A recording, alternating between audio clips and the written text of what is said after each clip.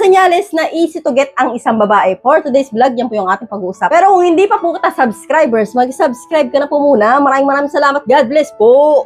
So, alam niyo, no, dito sa video na ito, pag-uusapan po natin na easy to get ang isang babae. No? Paano nyo nga ba malalaman na easy to get ang isang babae? No? Karamihan sa inyo mga lalaki, pag mabilis makuha, easy to get na yan. No? Tama naman po yan. Pero no, karamihan sa mga babae na easy to get, no, mapapansin ninyo unang-una ay ang masyadong friendly sa mga lalaki.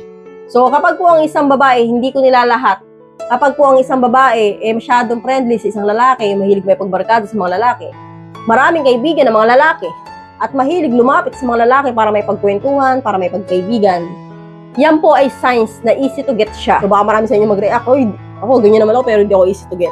So, sabi ko hindi ko nilalahat, pero isa po yan sa mga signs. At isa pa po senyales, Lods, na easy to get ang isang babae kapag mabilis siyang tumanggap ng mga bigay-bigay. No? Kapag po, kunwari, binigyan mo ng merienda, soft drinks, hamburger, yung mga ganyan, pinautang mo, and then tinanggap naman kagad.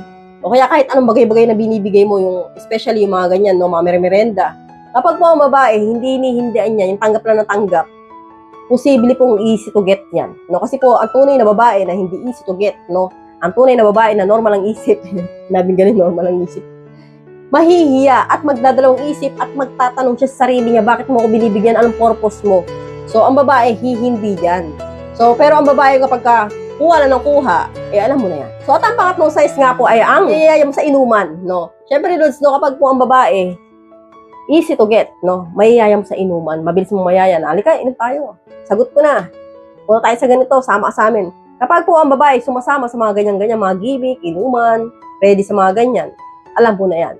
So, at ang pang-apat na signs ay ang okay lang sa kanyang nahahawakan mo siya. No? Alam po natin, Lods, kapag may tropa tayong babae, minsan, no, hindi may iwasan, kapag lalo sa inuman, nahahawakan mo yung legs, nahahawakan mo yung balikat, naakbayan mo, nahahawakan mo yung baywang, nahahawakan mo yung kamay. Kapag po ang babae, hindi pumapalag sa mga ganyang hawak, no, alam niyo na po yan. So, yan po yung babae na yan, madali po yung makuha. So, alam niyo na, madali makuha sa Gerger. So, ibig sabihin, madali po yan sundutin, no? At madali po yung makana, no? Hindi po tulad ng mga babae na normal ang pag-iisip na hindi easy to get, no? Lalayo po sila sa ganyang klaseng galawan ng lalaki, no? Iiwas po sila. Pero kapag ang babae, okay lang, no? Parang baliwala lang sa kanya, tapos iisipin niyo, ay talaga nga ng friendly lang yan. Ay talaga nga namang mabait lang yan at palakibigan, no? Kapag iisipin niyo gano'n, mali po kayo kasi po, yan po ay mga signs na easy to get ang isang babae. So, ganito na po tayo mga Lods.